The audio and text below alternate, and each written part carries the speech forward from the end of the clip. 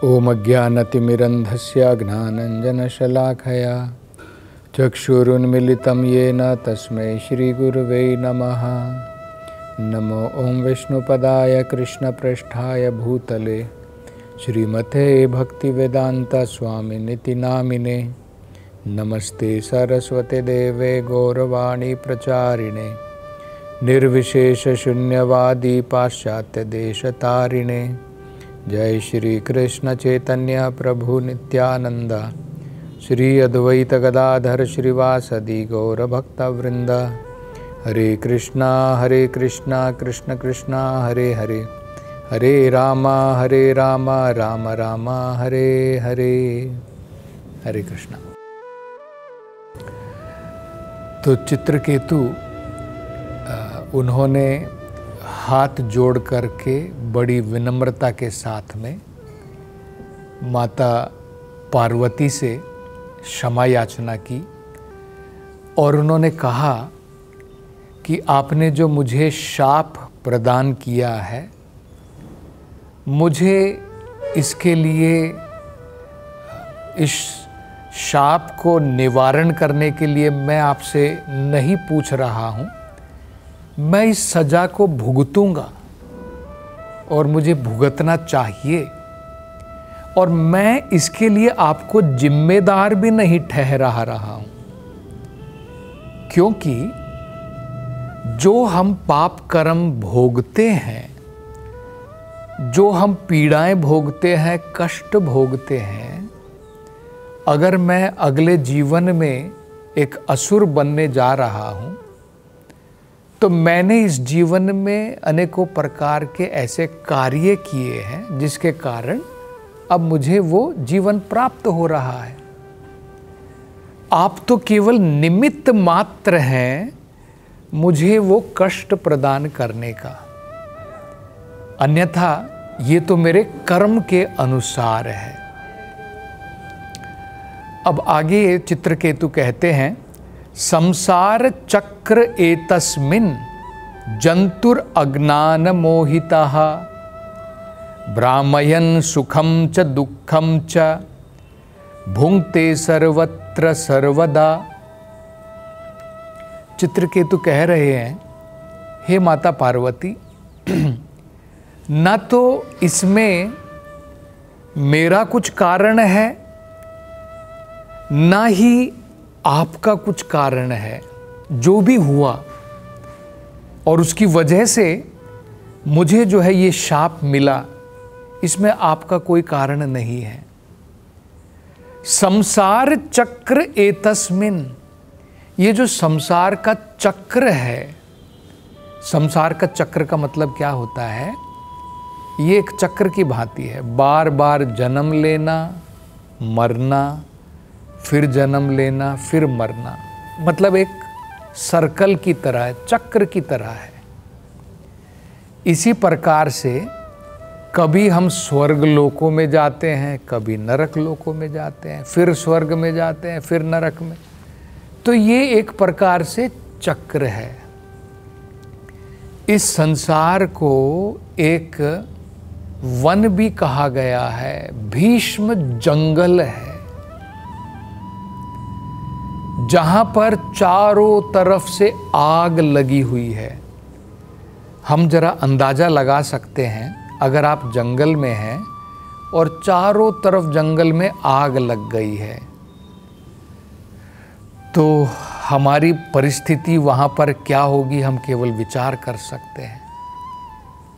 संसार दावा अनला, ये वेदों में बताया गया है। ये संसार जो है एक भीषण जंगल है जहां पर चारों तरफ से आग लगी है। वही हम यहाँ पर इस संसार में भोग रहे हैं। कई बार इस संसार का, इसकी तुलना जो है एक विशाल समुद्र से भी की जाती है। बहुत बड़ा विशाल महासागर है जिसको पार करना बहुत मुश्किल है और इसके अंदर में हम गोते लगा रहे हैं, कभी ऊपर कभी नीचे। तो चित्रकेतु वही कह रहे हैं कि हे माता, संसार चक्र एतस्मिन, ये जो संसार का काल चक्र है, जंतुर अज्ञान मोहिता, अज्ञान के कारण, अविद्या के कारण, क्योंकि उसको ज्ञान नहीं है मैं कौन हूं। ये जीव सोच रहा है मैं ये शरीर हूं और उस प्रकार के कार्य कर रहा है और उसके कार्य फल के कारण इस संसार में घूम रहा है। तो अज्ञान मोहिता, क्योंकि अज्ञानता की कारण वो एक प्रकार से मोहित हो गया है इस भौतिक संसार में। इस संसार में कुछ नहीं है, टेम्परेरी है, लेकिन जब व्यक्ति मोहित हो जाता है तब व्यक्ति को रियलिटी दिखाई नहीं देती है, मुग्ध हो गया है संसार में। और उससे क्या हो रहा है? ब्राह्मयन, ब्राह्मयन मतलब एक योनि से दूसरी योनि, एक ब्रह्मांड से दूसरे ब्रह्मांड, एक प्लैनेट से दूसरे प्लैनेट, इस प्रकार से भ्रमण करने में लगा है। उसका कारण क्या है? अज्ञानता। अज्ञानता के कारण अनेकों कर्म करता है, उनके फलों को भोगने के लिए अनेकों प्रकार की योनियां उसे प्राप्त होती हैं। प्रकृति अनेकों प्रकार की योनियां प्रदान करती है। पाप कर्म, पुण्य कर्म, इनके फलों को भोगने के लिए। ब्राह्मयन सुखम च दुखम च, घूम रहा है अलग अलग योनियों में, अलग अलग ब्रह्मांडों में, अलग अलग ग्रहों पर। कहीं पर सुख भोग रहा है, कहीं पर दुख भोग रहा है। भुंक्ते सर्वत्र सर्वदा, सर्वत्र सब जगह ये प्राणी जो है, जंतु घूमता है और प्रैक्टिकली सर्वदा हमेशा ये घूमने में ही लगा है। मतलब यहाँ से मुक्ति इतनी आसान बात नहीं है। लेकिन भगवद गीता में भगवान ने इसका उपाय बताया है। अगर हम इस जन्म मृत्यु के चक्र से छुटकारा प्राप्त करना चाहते हैं तो इसका उपाय भगवान ने बताया है। जन्म कर्म च मे दिव्यम एवं यो वेत्ति तत्वतः त्यक्त्वा देहं पुनर्जन्म न इति मामेति सो अर्जुना। भगवान कह रहे हैं इस भौतिक संसार में अगर कोई व्यक्ति मेरे बारे में समझ लेता है, मेरे जन्म, मेरे कर्म, जैसे भगवद गीता है, भागवत है, उसमें उल्लेख है, भगवान की लीलाओं का उल्लेख है, भगवान के जन्म का उल्लेख है, उसका वर्णन है। और भगवान कह रहे वो दिव्य हैं। जन्म कर्म च में दिव्यम, ये ऑर्डिनरी नहीं है। हमारे जन्म कर्म ऑर्डिनरी होते हैं, भगवान के जन्म कर्म दिव्य हैं। यो जानाति तत्वतः, अगर उनको कोई समझ लेता है तत्व में, उसका रिजल्ट क्या होगा, उसका फल क्या होगा? त्यक्त्वा देहम, इस देह का त्याग करने के बाद, मामेति, वो मेरे लोक में प्रवेश, गोलोक, वृंदावन, वैकुंठ लोक, ये जो भगवान के लोक हैं वहाँ पर प्रवेश करेगा। पुनर्जन्म नाइति, और दोबारा उसे संसार में जन्म मृत्यु के चक्र में आने की जरूरत नहीं है। तो यहाँ पर जो महत्वपूर्ण बात चित्रकेतु कह रहे हैं कि ये तो अपने कर्म के कारण मैं एक असुर बन रहा हूँ। माता, इसमें आपकी कोई गलती नहीं है, आप तो केवल निमित्त मात्र होकर के आपने मुझे केवल शाप दिया है। अन्यथा ये जो होना था ये मेरे कर्म के कारण हुआ है। मैंने जो अपशब्द कहे वो उसका कारण यही है कि मैंने कुछ अपशब्द कहे क्योंकि मेरे कर्म की प्राप्ति मुझे होने वाली थी। तो जैसे हमने ये देखा है कि असल में देखें, भगवान का भक्त जो है वो कर्म के बंधन में नहीं फंसा होता है। उसके सारे कर्म भगवान अपनी कृपा से जला करके राख कर देते हैं। अब भगवान स्वयं कहते हैं, देखिए ये तो भगवद गीता में, लगभग भगवद गीता के अंत में भगवान अर्जुन से ये कह रहे हैं, सर्वधर्मान परित्यज्य माम एकम शरणम व्रजा, मेरी एकमात्र तुम शरण में आ जाओ। अहम त्वाम सर्वे पापेभ्यो मोक्षयिष्यामि मा शुचा। हमने कितने भी कुछ पाप कर्म क्यों ना किए हों, कुछ उसके फल भुगतने हों, भगवान कह रहे हैं मैं तुम्हें मुक्ति प्रदान कर दूंगा सारे पाप कर्मों से। ये भगवान कृष्ण का आश्वासन है भगवद गीता में। मतलब भक्ति मार्ग मात्र जिसके द्वारा हम भगवान का आश्रय लेते हैं, भगवान की शरण ग्रहण करते हैं, उसके द्वारा हमारे सारे पाप कर्म नष्ट हो जाते हैं। तो ये असल में देखें तो चित्रकेतु के पाप कर्म के कारण वो असुर नहीं बनने वाले हैं, ये तो भगवान की योजना है। लेकिन भक्त ऐसा सोचता है, भक्त नहीं सोच रहा है कि भगवान ने मुझे असुर बनाया है। भक्त जानता है कि मेरा भगवान तो बड़े कृपालु हैं। तो ये अगर भगवान का भक्त कुछ दुख भी भोग रहा है, उसका भी कारण है, उसको भी वो भगवान की अनुकंपा समझता है।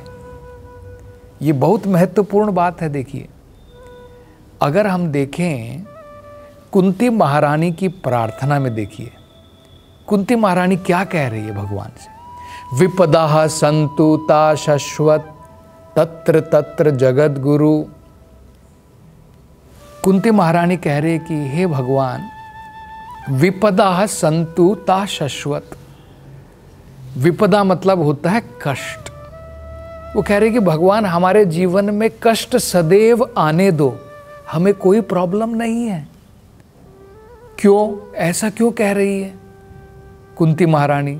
कष्ट चाहती है वो अपने जीवन में, क्योंकि वो कह रहे हैं कि भगवान जब तक कष्ट थे हमारे जीवन में, आप हमेशा हमारे साथ थे उन कष्टों से हमारी रक्षा करने के लिए। आज हमारे कष्ट दूर हो गए हैं, महाभारत का युद्ध पूर्ण हो गया है, आप विदा लेकर के जा रहे हैं, तब तो कष्ट बढ़िया है ना भगवान। जब कष्ट थे आपके दर्शन हो रहे थे, कष्ट निकल गए आप भी जा रहे हैं, अब हमें आपके दर्शन नहीं हो पाएंगे। तो इससे बढ़िया है शाश्वत रूप से कष्ट आने दो भगवान, क्योंकि सदैव आपके दर्शन होते रहेंगे। ये देखिए, मतलब कष्ट भी भगवान की कृपा है ना, क्योंकि अगर भक्त के ऊपर कष्ट है तो भगवान हमेशा साथ में रहेंगे। प्रहलाद महाराज के ऊपर कष्ट थे, भगवान ने हमेशा उनको बचाया, उनकी रक्षा की। अवश्य रक्षिबे कृष्णा, ये हम देख सकते हैं। इसी प्रकार से देखिए, परीक्षित महाराज को इसी प्रकार से शाप मिला था। जैसे चित्रकेतु को शाप मिला है पार्वती माता से, ऐसे ही परीक्षित महाराज को एक ब्राह्मण ने शाप दे दिया था।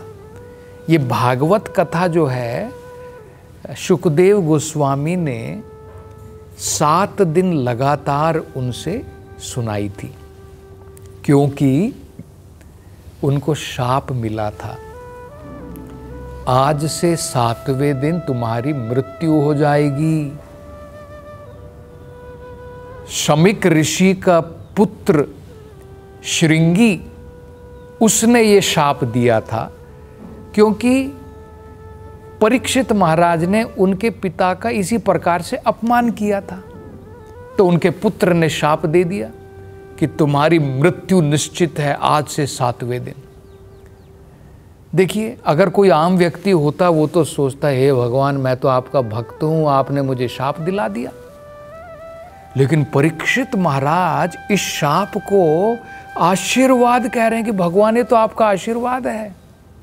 दो कारण से देखिए, एक तो परीक्षित महाराज कह रहे हैं कि भगवान इस शाप, ब्रह्म शाप के रूप में, ब्राह्मण का जो शाप है ये आपका ही एक रूप है, क्योंकि आपने देखा कि ये मूर्ख परीक्षित ये तो अपने राज्य करने में मग्न है, एक दिन इसका धीरे धीरे इस प्रकार से चला जाएगा, ये तो भगवान की भक्ति की तरफ कुछ इसका आकर्षण नहीं है, समय नहीं निकालता है भगवान की सेवा करने के लिए। तो अब जब मुझे ये शाप मिल गया है, अब मेरी अकल आ गई है कि अरे अब मैं संसार को क्या भोगूंगा, मेरे पास तो केवल 7 दिन बाकी रह गए हैं, तो कम से कम ये 7 दिन तो मैं लगातार भगवान की कथा सुन लूं। तो ये आपका आशीर्वाद ही तो है भगवान। मुझे जो मैं संसार से आसक्त हो गया था, निरासक्त करने के लिए आप ही तो शाप के रूप में आए हैं। और देखिए उसके फलस्वरूप क्या हुआ, हमें भी ऐसे महान भक्तों का संग नहीं मिलता है।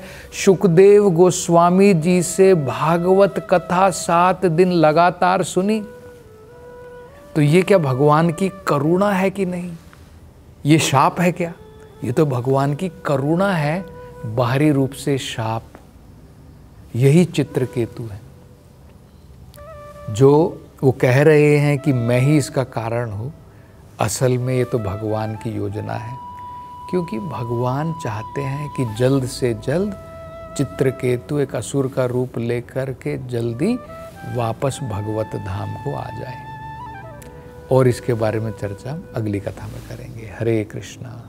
हरे कृष्ण मूवमेंट के संस्थापक आचार्य श्रील प्रभुपाद की हार्दिक इच्छा थी कि भगवान श्री कृष्ण और श्रीधाम वृंदावन की महिमा का पूरे विश्व में प्रचार हो। मथुरा वृंदावन में निर्माणाधीन गगनचुंबी वृंदावन चंद्रोदय मंदिर श्रील प्रभुपाद के इस उद्देश्य को समर्पित है। यह परियोजना वृंदावन को विश्व मानचित्र पर एक अनुपम छवि प्रदान करेगी। स्कंद पुराण में उल्लेखित है कि भगवान श्री कृष्ण के लिए एक मंदिर का निर्माण प्रारंभ करने मात्र से 7 जन्मों में किए गए पापों का नाश हो जाता है, और ऐसा करने वाला व्यक्ति नरकीय लोकों में कष्ट भोग रहे उसके पूर्वजों को मुक्त कर सकता है। अतः एक सुनहरा अवसर है भगवान श्री कृष्ण के लिए विश्व के सबसे ऊंचे मंदिर के निर्माण में सहयोग देकर सर्वोच्च पुण्य का भागीदार बने। 1 स्क्वायर फीट मंदिर निर्माण सेवा राशि 2100 रुपए मात्र। अधिक जानकारी के लिए संपर्क करें 8585850033 एवं 77259 77260।